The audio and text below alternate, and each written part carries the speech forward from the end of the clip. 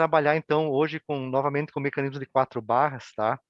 Em específico, então, apresentando para vocês um pouquinho de alguns itens adicionais daquilo que nós vimos na aula passada, tá? Então, quando nós falamos em mecanismo, o nosso objetivo, digamos assim, é estudar, então, o projeto preliminar de mecanismos, tá? E o projeto preliminar de mecanismos, principalmente, ele é necessário fazer uma análise cinemática e, a partir da análise cinemática, calcular, né, as acelerações e, a partir de acelerações, as forças dinâmicas, né, que são proporcionais aí às acelerações. Massa vezes aceleração vai dar força, tá? Com o conhecimento dessas forças, a gente pode calcular as tensões nos componentes, nas peças do mecanismo, né? E assegurar, então, com um certo coeficiente de segurança, que o, o limite, que a resistência do componente do mecanismo seja suficiente, né, para suportar as cargas que são transmitidas, tá? Bom, nos mecanismos, é importante, então, a partir das forças, conhecer a equação do deslocamento do mecanismo e, a partir dela, derivar e calcular a velocidade, e, a partir da derivada da velocidade, calcular, então, a aceleração do sistema, tá? Esses métodos que são usados, então, para mecanismos de uma forma geral, são os métodos gráficos e também os métodos analíticos, tá? O método gráfico tem uma série de problemas de precisão, né? E o método analítico, então, ele vai explorar o desenvolvimento de um código computacional, né? Com o modelo do sistema. E esse modelo, então, vamos colocar em qualquer software, seja no Scilab ou mesmo no próprio Excel, e, a partir daí, simular o comportamento dele em relação ao deslocamento, no caso do mecanismo de 4 barras, no deslocamento de uma das barras do sistema, tá? Então, novamente, vamos precisar, para poder entender tudo isso, melhor trabalhar com o método analítico, tá? Quando você trabalha com esses sistemas de deslocamento, então, tá? Nós temos aí que identificar os sistemas de coordenadas, tá? Há vários sistemas de coordenadas que podemos estar trabalhando. Há o sistema global ou absoluto, né? Sistema apresenta coordenadas x, y maiúsculo, e existem sistemas locais, né, que apresentam coordenadas locais, que podem ser rotacionais ou não rotacionais. De uma certa forma, né, por exemplo, esse pode ser um sistema de coordenadas local, com variáveis x e y minúsculo, tá? Um vetor, então, pode ser representado nesse sistema, o ponto P pode ser representado nesse sistema através de um vetor, e esse vetor tem suas coordenadas, né, x, y, né, que permitem posicionar ele no quadrante, tá? Esse sistema local, eles pode estar vinculado a um sistema global, x, y, preto aqui, tá? E aí, então, o início e o fim desse vetor, né, vermelho, ele pode ser calculado, né, a partir também de coordenadas. Ó. No sistema global, o vetor P tem essas componentes aqui, tá? E ele pode ser, então, trabalhado por dois vetores de posição, né, esses dois azuis, que definem o início e o final do vetor, tá? Num sistema global. Fechou? Já o sistema também local pode sofrer rotação, e, sofrendo rotação, esse vetor também vai ter suas componentes no sistema rotacional, tá? Então, muitas vezes, nós precisamos estar trabalhando com isso. E, para nós estudar o comportamento de mecanismos, nós vamos ter que posicionar esses vetores, né, nesses planos, local, rotacional ou mesmo global, para poder depois, então, calcular as velocidades desses pontos e acelerações e deslocamentos do sistema, tá? O vetor pode ser o vetor posição, então, que corresponde a esse vetor, ele pode ser definido a partir de coordenadas cartesianas ou polares. A gente sabe que as coordenadas cartesianas são as coordenadas em x e em y, e a forma polar de representar o vetor é por um módulo, é o RA, e através de um ângulo, o ângulo de posição desse vetor, tá? Esse vetor também pode ser transformado em coordenadas, né, cartesianas. Nesse caso, o vetor em coordenadas cartesianas, ele representa esse vetor aqui, ó, em Rx e Ry, por exemplo, né? Tá? A partir do deslocamento delta, uma rotação. E aqui, então, pode ser também representado em coordenadas, então, na forma matricial, onde, se representar de uma forma matricial, facilita bastante daí o cálculo, né? Quando a gente trabalha com matrizes, inversão de matrizes, fica bem mais fácil de trabalhar do que com sistemas equações, né? Fica mais acessível aí, né? Um pouquinho mais de trabalho matemático, mas no final fica mais fácil de trabalhar, tá? O deslocamento de um sistema, então, ele é a mudança de posição, e o deslocamento é considerado como a distância em linha reta entre a posição inicial e final do ponto que se moveu, tá? Então vejam que aqui, se eu tenho um ponto A que se move para um ponto B, mesmo que esse trajeto seja curvilíneo, a distância em linha reta entre o ponto B e o ponto A é o deslocamento que o ponto sofreu, tá? Esse deslocamento, então, ó, o ponto A e o ponto B, ele pode ser representado por dois vetores, o RA e o RB, né? E aí, então, né, se nós analisarmos aí a distância percorrida RBA, ela é igual, então, à subtração desses vetores, né? O RBA, então, que seria esse vetor aqui, né? Ele vai ser a subtração do vetor RB menos o vetor RA. Eu tiro esse vetor aqui, então, tá? Então, a gente pode trabalhar na forma vetorial também bastante fácil com esses vetores aí, tá? Então, no caso de deslocamento, em mecanismos, geralmente, então, levando para esse detalhe aqui, a distância entre dois pontos, então, né, entre o ponto A e o ponto B, da posição tomada por um mecanismo, né, esse deslocamento, então, ele é entendido em mecanismos como sendo a diferença de posição. Porque lá na física, essa distância entre esses dois vetores pode ser uma posição relativa entre dois corpos. No caso, a diferença de posição aqui é o termo usado para um corpo em duas posições sucessivas, enquanto que a posição relativa é dois corpos simultaneamente em posições distintas, tá? Já vimos aí a questão de translação, rotação e movimento complexo de um vetor, né, de uma peça. Imagine aqui a peça de um mecanismo. Essa peça do mecanismo, ela tem dois pares cinemáticos e ela é representada por um vetor. Então, esse vetorzinho aqui, essa seta, representa o vetor RBA ou RAB. Geralmente é o B, posição final, e posição inicial, tá? E esse vetor, se todos esses pontos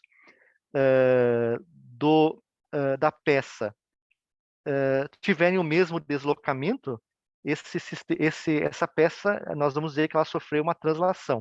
Apesar da trajetória dos pontos serem uma trajetória curvilínea, tá?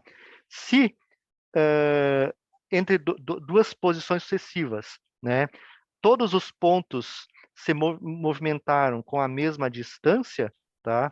A gente chama que houve uma translação.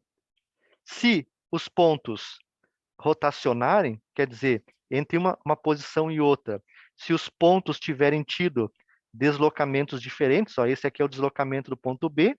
Se eu pegar aqui um ponto B' aqui, por exemplo, vou botar aqui C e C', tá? Vejam que os deslocamentos foram diferentes, né?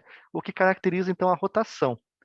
Mas, na prática, né, sempre o mecanismo tem um movimento complexo, né? É a composição de translação e rotação, né? O que dá, então, um movimento complexo, tá? E aí, então, a gente deve trabalhar com os vetores, né, com a posição, o vetor posição, para poder fazer os cálculos, então, de deslocamento e rotação que podem acontecer. Bom, como eu falei no início, né, um mecanismo 4 barras como esse aqui, ele pode ser trabalhado de duas formas. Uma delas é por uma análise gráfica e a outra pela análise analítica, tá? Quando nós trabalharmos com o método gráfico, a gente acaba usando o compasso e transferidor, né, e projetando o mecanismo a partir disso, ou mesmo usando o CAD, né, e diminuindo um pouquinho o erro, né, mas a gente acaba trabalhando manualmente na elaboração na obtenção dos resultados do sistema, tá? Então, num mecanismo desses de 4 barras, tá? Geralmente, então, essa peça aqui é a peça fixa, tá? É a peça terra que o Norton chama, tá? É o terra do sistema, a peça fixa. Essa peça 2 é a peça móvel, é a peça motora que impulsiona as outras duas peças 3 e 4, tá? E a peça 3 é a peça intermediária e a 4, então, é a saída do sistema. É aquela peça que me interessa para garantir um movimento adequado a algum ponto da peça 4. Tá? Então, me interessa saber, ou me interessa que a trajetória de algum ponto, por exemplo, até esse ponto B, muitas vezes seja uma linha reta, né? E durante esse movimento de linha reta, uma função, prender uma peça, fixar, cortar alguma coisa, no caso aqui não vai ser uma linha reta, né? Mas se eu tiver, de repente, a peça 4 com um formato diferente, de repente alguma posição ou alguma parte dela, do mecanismo de 4 ou 6 barras, pode ser uma linha reta. E aí, então, eu consigo executar uma função para o sistema, tá? Mas esse mecanismo, então, para nós projetarmos ele, tá? É importante a gente saber esses deslocamentos, porque na prática, essas posições θ3, θ4 e θ2, que é a motora, porque a partir delas eu posso representar cada um desses vetores. Eu poderia dizer, por exemplo, que a peça A é um vetor de posição, ó, é um vetor de posição do ponto A. Esse aqui é um vetor de posição do ponto A. A peça 4 é um vetor de posição da peça 4. Eu poderia substituir a peça por um vetor. E esse vetor, ele tem uma intensidade, ele tem um tamanho, né? E tem também uma posição angular que ele se encontra. Ó, o 2 está numa posição θ2, o vetor 3, ó, tem um tamanho 3 e está numa posição θ3 em relação à linha horizontal, a linha x. Então, geralmente nesse sistema, nós vamos dar uma entrada aqui, uma certa posição angular, e preciso calcular essa posição de saída aqui, ó, θ4, e como consequência também preciso determinar o θ3. Então, nós vimos na aula passada que existem vários métodos para isso, até apresentei um método lá do livro em inglês, lá, tá, do MAB, né, que apresentava uma sequência de cálculos para calcular essas posições. θ3, θ4, o θ2 é a variável de entrada, e a partir delas calcular essas outras posições, tá? Então, assim, ó, geralmente a posição, numa análise de um mecanismo, as posições 2, a dimensão da peça 2, a dimensão da peça 3, a dimensão da peça 4 e da peça 1, que é essa aqui, geralmente elas são conhecidas. Também é conhecido o ângulo de entrada θ2, onde é acoplado o motor elétrico, o motor que vai fazer girar o sistema. E eu preciso, então, calcular o θ3 e o θ4. Tá? O θ4 aqui. Então, num primeiro momento, nós podemos fazer uma abordagem gráfica. Tá? Então, na abordagem gráfica, nós precisamos desenhar o mecanismo em escala, usando um papel milimetrado. Tá? Nesse papel milimetrado, a gente desenha em escala todas as peças do sistema. Tá? E, usando o compasso e transferidor, eu posso, então, a partir das dimensões do mecanismo e dessa posição angular de entrada, calcular a posição de saída. Como é que nós vamos fazer isso? Nós vamos, então, utilizar uma análise gráfica. Tá? Eu coloquei aqui no fundo esse mecanismo um pouquinho mais desbotado, só para ir colocando, né, para vocês quais são os procedimentos. Então, inicialmente, eu conheço a dimensão da peça 2, conheço a dimensão da peça, o O2 A, eu conheço, eu tenho a dimensão dele, eu tenho o tamanho da peça 2, eu tenho o tamanho da peça AB, conheço também, conheço a dimensão da peça B, O4, e também conheço o tamanho da peça O2, O4. Conheço todas as dimensões do mecanismo e quero fazer uma análise de posição dele. Essa análise de posição é importante para depois, nas nossas próximas aulas, fazer uma análise de velocidade e uma análise de aceleração. E esse método, então, pode ser aplicado a qualquer tipo de mecanismo. Mecanismo cursor-biela manivela, garfo escocês e qualquer outro mecanismo. Tá? Mas aqui no caso do mecanismo 4 barras, então, se nós fizermos em escala, o procedimento vai ser assim. Ó. Primeiro, eu conheço a dimensão O2A. Esse O2A que está colocado ali, perdi o mouse aqui. Esse O2A é um raio, na realidade. Né? Então, eu pego esse raio O2A e traço esse raio aqui. Ó. Então, vamos imaginar lá que seja, por exemplo, 20 milímetros. Eu traço o tamanho desse raio O2, aqui embaixo, azul, sendo 20 milímetros em escala do desenho. Usando o compasso, eu pego, concentro em O2 e traço um círculo com esse raio. Esse círculo, então, é esse círculo azul aí que está sendo traçado aí. Ó. Esse círculo azul representa a trajetória de todos os pontos, né, A ao longo do movimento dessa peça 2. Tá? Então, ela representa aqui, essa linha azul, representa a trajetória desse ponto A do mecanismo. Então, se ele puder dar uma volta completa, então é um círculo completo que é representado. Da mesma forma, eu posso representar o tamanho da peça 4. Se eu conheço o tamanho da peça 4, está aí o tamanho dele, o raio, concentro em O4, eu traço, então, também um círculo que corresponde a todas as possíveis trajetórias do ponto B. Ó. Esse ponto B vai se deslocar sobre este círculo. E, como consequência, a peça 4 se desloca sobre esse círculo. Agora, usando um transferidor, eu vou lá, concentro em O2 e marco a posição que eu quero fazer a análise do deslocamento.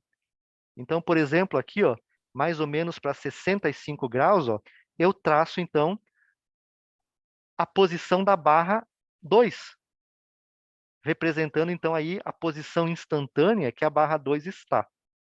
E essa barra 2, então, ela está aqui, ó. Está aqui ela. Tá?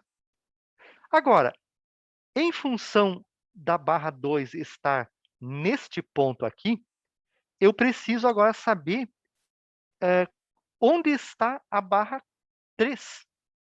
Em que posição ela está.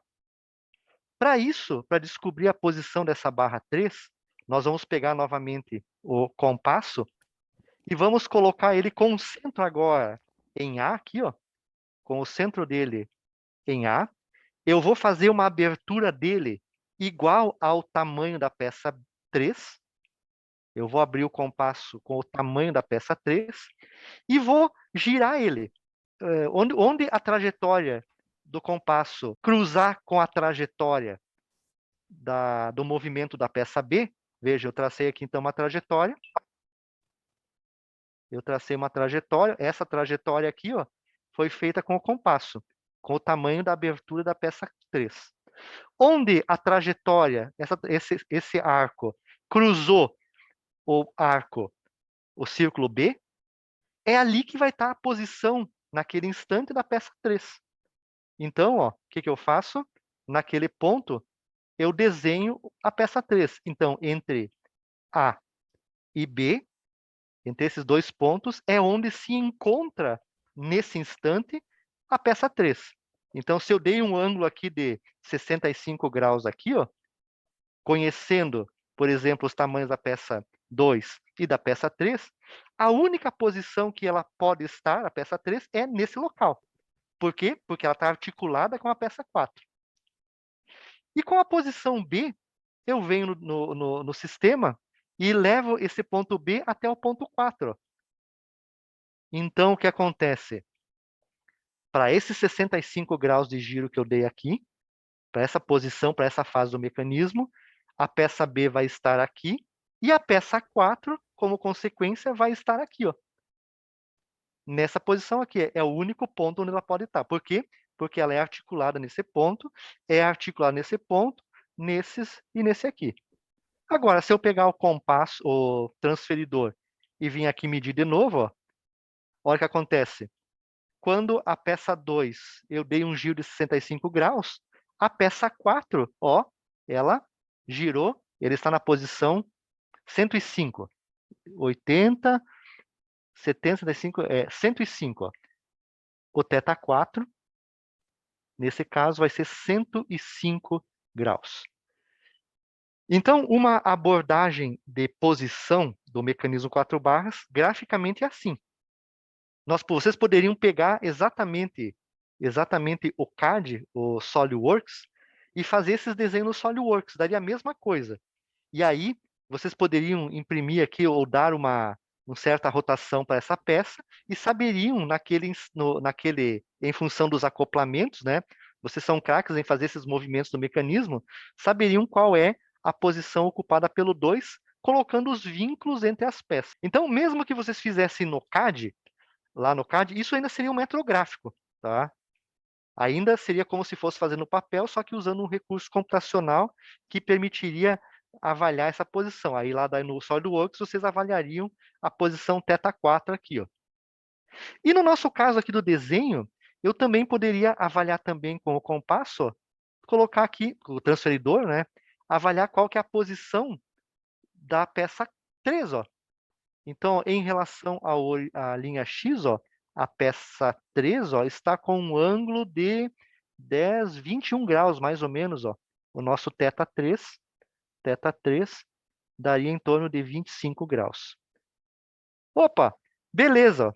Se eu conheço o, o tamanho do vetor R2, o tamanho do vetor R3 e o tamanho do vetor R4, eu posso representar esses vetores, então, de forma, né, complexa, através do módulo dele e através do ângulo. O R2 está num ângulo de 65 graus, que foi medido antes. O R4, o módulo dele está num ângulo de 105 graus, né? E o R3, né, está num sistema de coordenadas local, ó, um sistema de coordenadas local, com o θ3, então R3, está num ângulo de 25 graus. Então, graficamente, eu posso determinar tudo isso. Tá? Alguns trabalhos dá para fazer assim? Sim, alguns estudos podem ser feitos dessa forma. Tá? Mas o grande problema em utilizar isso é que, por exemplo, se eu precisar fazer uma análise do mecanismo a cada 1 grau de movimento, eu vou ter que fazer 360 desenhos desse para poder achar para cada posição θ2 qual que é o respectivo ângulo θ4 e qual é o respectivo ângulo θ3. Então, foi para o espaço, o tempo para fazer isso, né? Não vai dar certo, tá? Então, o método gráfico, ele é um método para quebrar um galho, para dar uma olhadinha como é que está o sistema, mas metodologicamente para trabalhar no projeto preliminar de um mecanismo, não dá para fazer, não dá para ter muitos resultados, né? E ainda mais se eu quiser fazer uma análise de velocidade e aceleração, fica praticamente impossível. Dá para fazer? Dá, mas vai dar um trabalhão daqueles, tá? Então, ele é mais para efeito de visualização do sistema, tá? O método analítico, né, aí sim é importante. Então, há alguns métodos que permitem fazer o cálculo dessas posições θ3 e θ4 a partir da posição θ2, levando em consideração o tamanho das peças A, B, C e D. A análise algébrica é uma análise que leva em conta, a gente pega tudo isso e divide em triângulo retângulo. Vamos dividir tudo em triângulo retângulo, e a partir lá da análise lá do nível médio lá, a gente consegue, fazendo essa análise, calcular aqui, ó, por exemplo, as posições do vetor, ó, a posição A, do ponto A, em termos de seno e cosseno, as posições globais dele, a gente consegue encontrar qual que é o tamanho do B, encontrar qual que é o tamanho do C a partir do B e do A, tá? E depois podemos, ó, calcular também o tamanho do B, as coordenadas BX, tá? As coordenadas BY, substituindo um dentro do outro. Enfim, se eu usar essa sequência de fórmulas que estão colocadas aqui, feitas a partir de uma análise algébrica do segundo grau, a gente também tem como determinar, né, os ângulos. Então, a gente calcula os variáveis P, Q, R, S, e lá no final, tá, podemos calcular o ângulo θ3 e θ4 a partir de uma análise algébrica. Dá para usar isso? Sim, muito usado, tá? Então, essa fórmula que permite fazer essa análise, ela é muito usada, né? E uma vez deduzida toda ela, é só colocar no Excel e resolver o sistema, tá? Resolver as variáveis e calcular, então, essas posições e deslocamentos. Mas há uma também importante, uma próxima análise, além da algébrica, que é uma análise um pouco mais precisa e mais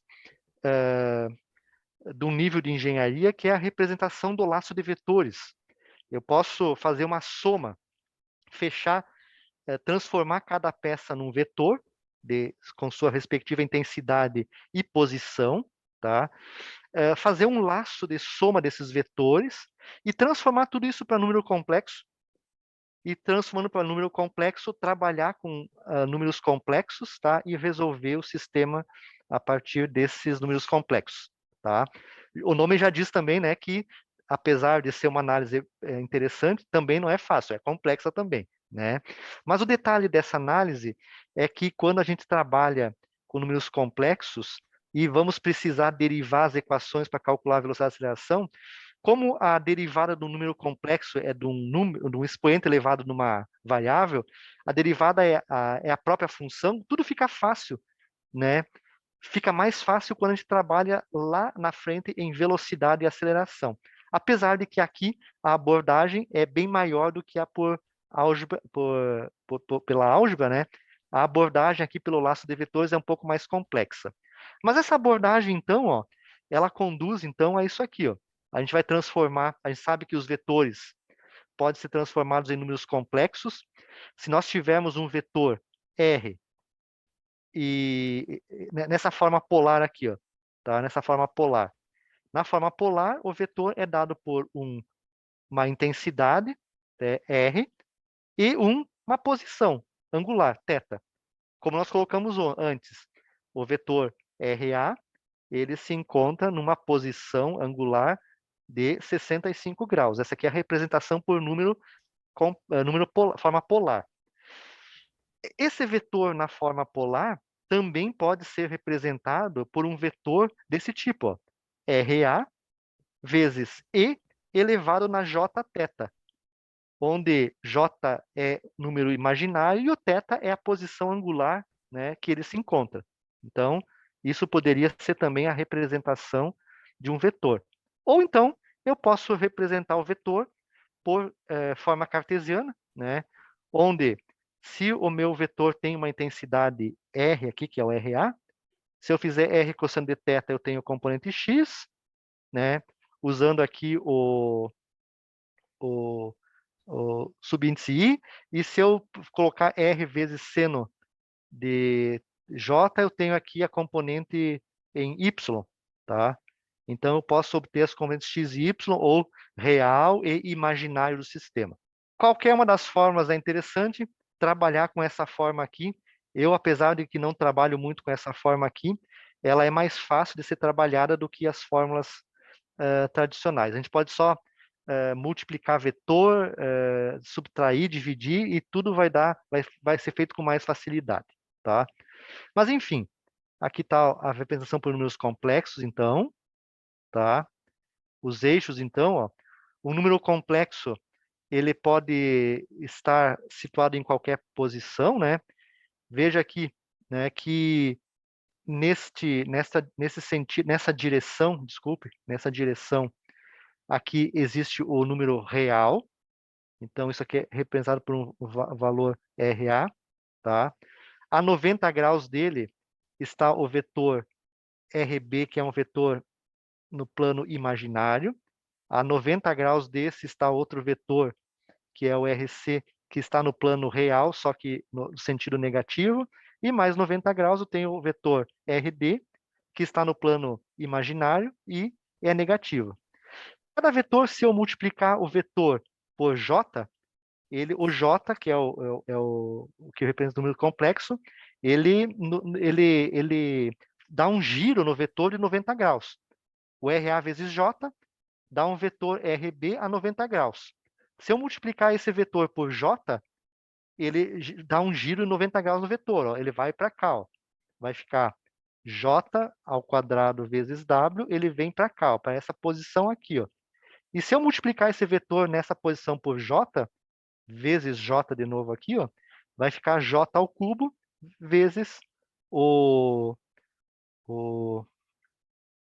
que eu coloquei aqui, vezes o vetor R, tá? Então, ó, a gente sabe que J ou I, né? Alguns usam J, outros usam I.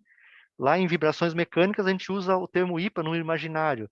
Aqui em mecanismo, o pessoal usa o J como número imaginário. Mesma coisa. O I, o I representa o número imaginário. O I ao quadrado representa um valor menos 1, desculpe aqui, né? Menos 1, tá? E o I ou J ao cubo representa um número imaginário menos J, tá? Então, a multiplicação nos dá essas direções aí.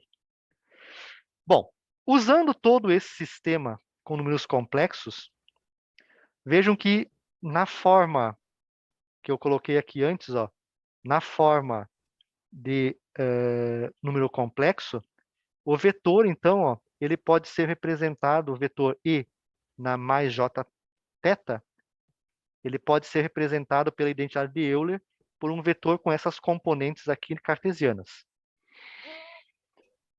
Se eu usar essa forma de representar um vetor na forma de números complexos, se eu derivar um vetor desses, por exemplo, ó, se eu pegar o vetor E na mais J θ, e se eu fizer a derivada dele em relação a dθ, derivada do vetor sobre dθ, observem que a derivada da função é a derivada do expoente, J vezes E na mais J θ. Então, quando eu derivei o vetor posição, que é esse vetor posição na forma complexa, eu dei a ele um giro de 90 graus. Eu levei o vetor real, levei para o plano imaginário, J.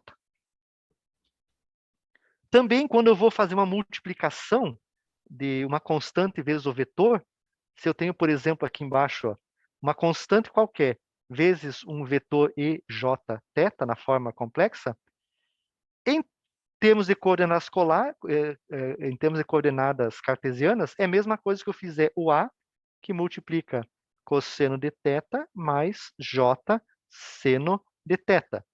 Ou seja, é a mesma coisa que A cosseno de θ mais J A seno de θ.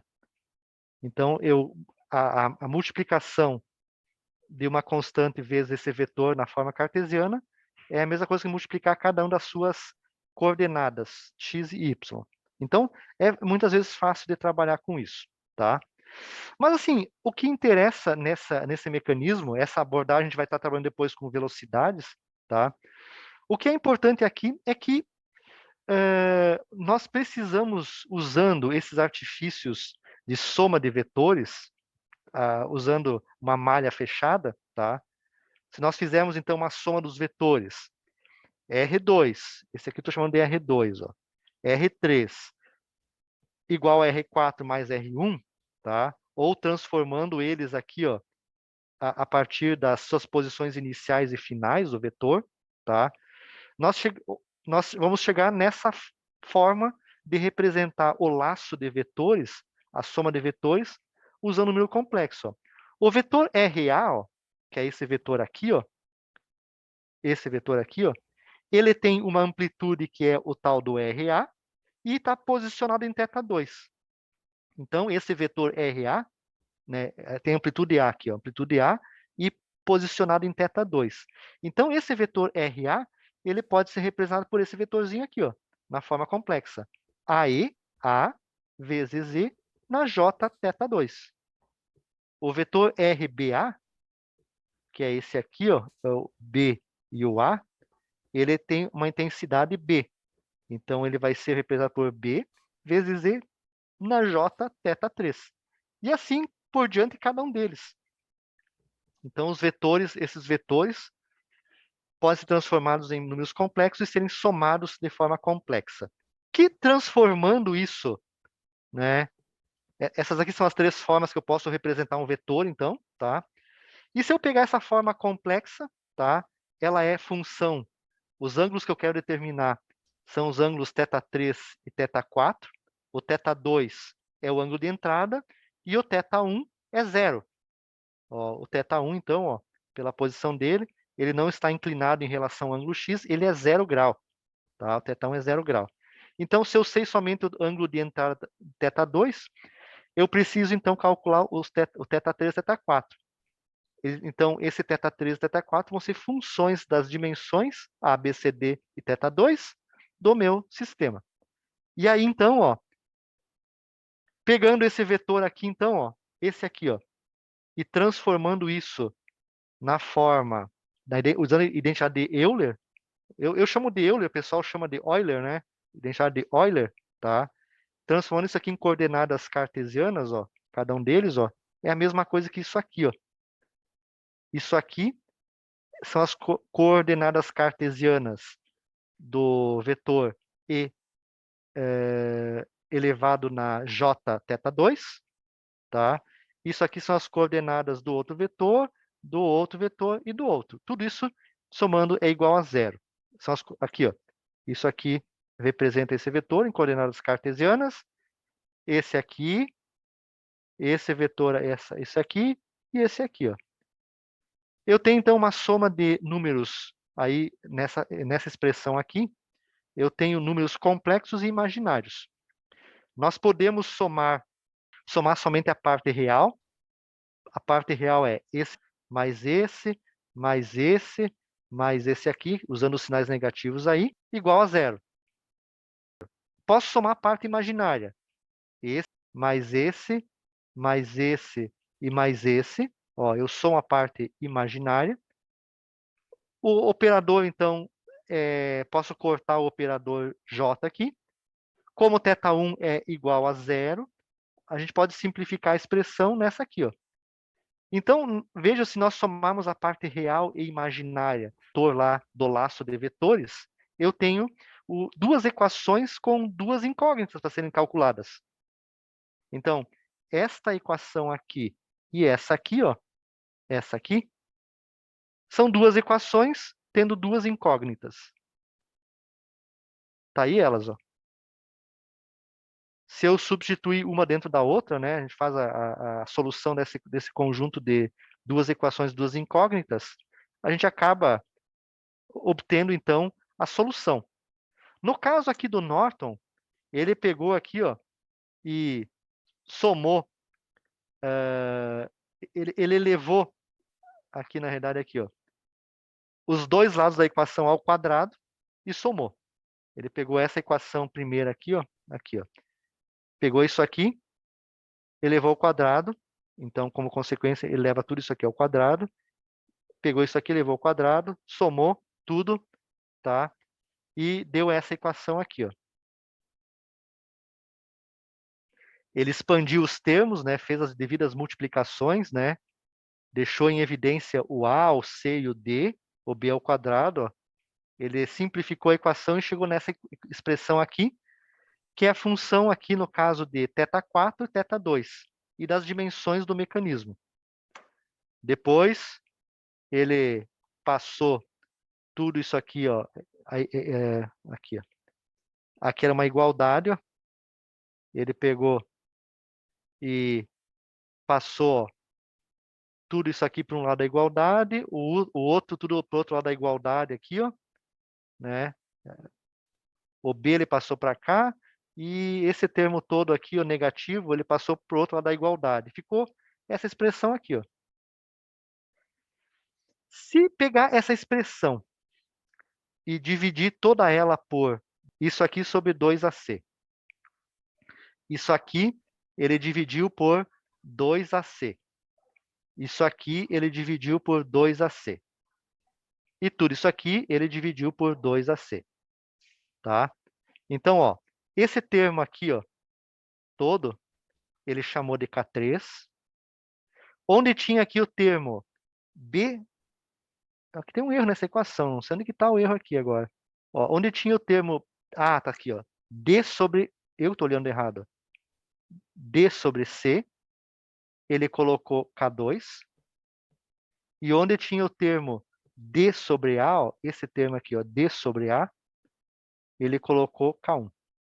Então, o K1 vale D sobre A, que são as dimensões do mecanismo, K2 vale D sobre C, K3 vale toda essa expressão. E colocou em evidência tudo isso, ó, e sobrou esta equação aqui, ó, que vai ser importante agora para a gente poder resolver o ângulo θ4. Tá? Então, é uma equação que tem como variável somente o ângulo θ4. E todas as outras variáveis são conhecidas. Na verdade, ele fez isso para poder simplificar os cálculos, né, para não fazer só uma equação única. Tá? Essa expressão, então, eu posso fazer algumas abordagens, usar uma identidade aí, ó, e esse ângulo que está aqui, ó, cosseno ao quadrado de θ2 mais vezes cosseno de θ4, e esse ângulo aqui, ó, que é uma multiplicação, ele pode substituir tudo isso aqui, ó, tudo isso, né, por uma identidade trigonométrica, que é essa aqui, resulta então nessa expressão, ou mesmo se usar outra expressão, tá, vai dar a mesma forma, tá? Eu poderia usar também essa expressão aqui, ó, em termos de θ4, tá? Então, eu posso usar a identidade aí trigonométrica, simplificar um pouco. Essa equação resulta, vocês vão ver nos livros, na equação de Freudenstein, tá? Tendo como K1, K2 e K3, que são essas fórmulas aqui embaixo. Com essas expressões aí, usando uma forma mais amigável, né? O, o Norton fala uma forma mais amigável aqui, ó. Podemos encontrar o valor do seno de θ4, colocar em evidência essas variáveis aí, e usando uma forma simplificada, chegamos, né, numa equação, então, que é a equação, essa equação aqui, então, ó, acaba resultando numa equação de segundo grau, numa equação quadrática, né, onde nessa equação quadrática, o termo A vale isso, o termo B vale tudo isso, o C, tudo isso. São constantes do sistema. Constantes numa equação quadrática. Uma equação quadrática tem uma solução baseada nessa aqui, ó. Esse é o termo, ó, tangente de θ4 sobre 2 é a variável da equação quadrática. Ó. Tá aqui ela. Então, a tangente desse valor é igual à solução de uma equação de segundo grau. Ó. Menos b mais menos b ao quadrado menos 4ac sobre 2a, numa equação quadrática. Se eu colocar essas variáveis aqui dentro, eu vou, em função do mais ou menos da raiz, obter duas raízes. Raiz 1 e 2 do θ4. Dependendo, então, do sinal que eu coloco, positivo ou negativo. Raiz que der negativa representa numa configuração aberta do mecanismo. Possivelmente vai dar uma configuração normal. E quando a configuração é positiva, vai dar uma configuração cruzada do mecanismo. Tá? Então, eu vou ter aqui duas raízes para escolher. Tá? Uma que vai dar um mecanismo cruzado e a outra que é a solução correta do sistema. Tá aí, então, a fórmula que nós apresentamos na aula passada para vocês, a partir daquelas páginas em inglês do livro MAP. Tá? Agora vem o seguinte. Posso fazer a mesma abordagem para a barra 3 E dessa abordagem da barra 3, usando o mesmo cálculo, eu chego à equação quadrática da solução da equação da barra 3, que possui, né, essas constantes. Resolvendo essa equação quadrática, eu chego na posição do ângulo θ3. Então, a partir dessa equação quadrática, eu consigo resolver e calcular algebricamente o ângulo θ3. Também vão ter duas raízes. A negativa é a configuração aberta, positiva é a configuração cruzada. Com isso, tá? Com isso, eu tenho que fazer uma análise do sistema, dos ângulos do sistema. Então, vejam que, a partir da posição do mecanismo, θ2, e das dimensões A, B, C e D das barras, eu consigo calcular o θ3 e, voltando duas aqui para frente, o θ4, que é o que nos importa em mecanismo. Eu preciso saber, nessa análise de posição, onde essas barras estão.